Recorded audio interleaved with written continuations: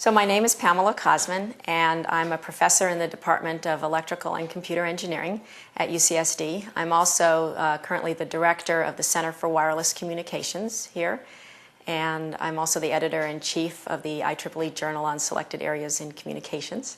So those are all my titles at the moment. So the IEEE Fellow Award, they always ask for some very short phrase to say what you're being recognized for. And so in my case, for contributions to image and video compression and wireless communications, and it's considered an award that's based on everything that you've done up to that point. And so most of the work that I've done has been on image and video compression algorithms. And to some extent, I've also done work on machine vision, that is automatic interpretation of images and video. And then I've also done some work on wireless communications of looking at image and video compression in the context of a wireless channel where there are going to be bit errors and packet losses, and the decoder has to be able to recover, gracefully from those. So that's sort of been my body of work in the past 10 years. So did you ever feel like a minority during your engineering training? Did I ever not feel that way? No, I mean, it's inescapable. When you're taking an engineering class, you're just, as a woman, you feel like you're sticking out like a sore thumb. I mean, and I many times had an experience where I would ask a question and maybe 7-8 months later somebody might say to me, "Hey, weren't you the person who asked that question in that class?" And I think the only reason they remembered me is because I was a woman. And so then you feel really conspicuous, and you feel like if you open your mouth you have to say something clever, because people are not going to forget it or let it just pass by the way that they would with a male student. And have these past experiences affected the way you teach here at the Jacobs School of Engineering?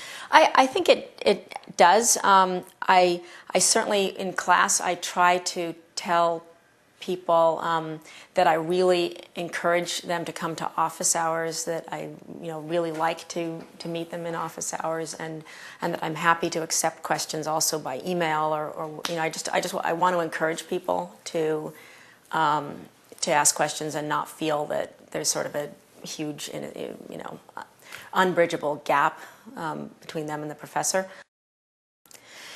With being an editor-in-chief of a journal, I think it has really not mattered what the gender is at all. And probably like a lot of journals, it's all run electronically. And so you're sending things out for review through email, and you're contacting the various editors through email. And so you never even see people. So I would say that that's an arena in which it has mattered less than about anything else of what anybody's gender is. The question of whether women's papers are reviewed more harshly is one that I think the scientific studies of that have demonstrated quite conclusively that they are reviewed more harshly. And the various studies that people have done where you have the very same paper or the same resume or the same essay or whatever it is, and you have a man's name on it or a woman's name on it, and then you see how people rate it, that it definitely shows that people are more critical of women and undervalue what they're writing. So there's no question that happens. Now, you can't point to any specific paper, say, and be sure that it's happened in that particular case, right? It's just that sort of statistically we know that this is going on. Do you feel there are missed opportunities with regard to women and underrepresented minorities entering into the fields of engineering? I think there are a lot of women who know very little about engineering and are just sort of put off by even trying to learn anything about it.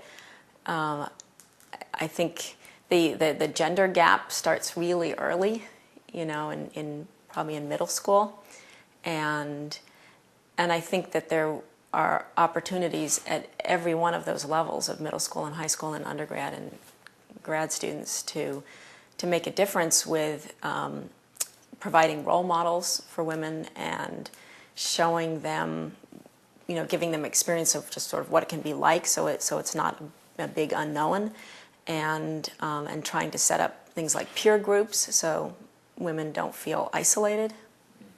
There's a lot of things we can do.